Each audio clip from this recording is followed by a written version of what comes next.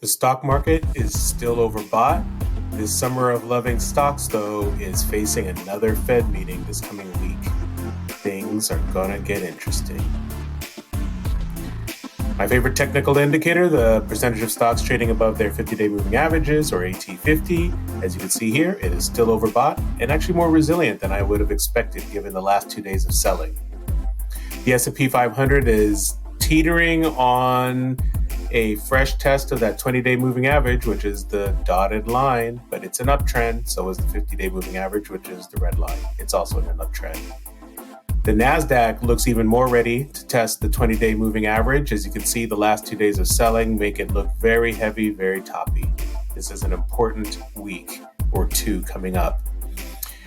Now, the index or the ETF of small caps, IWM, is already testing the bear market line. Earlier, it had a very promising breakout. This is yet another critical test ahead of the Fed meeting. Now, there is some very toppy stocks to go along with the indexes.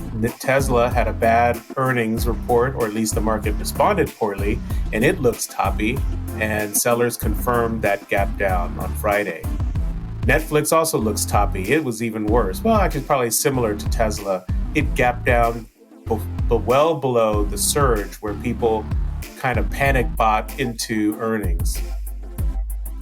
CDW is interesting because its big earnings warning in April was supposed to be the indicator of a crash in IT spending, but look at the stock. It's recovered the gap. So who knows what's up? Caterpillar looks a little toppy as it failed at the all-time high that was set earlier this year. This is also another bearish warning.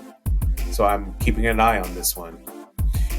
Now, the ETF of home builders got slammed because interest rates went up, ironically because of good economic news that technically would help home builders. But this is another thing to keep an eye on.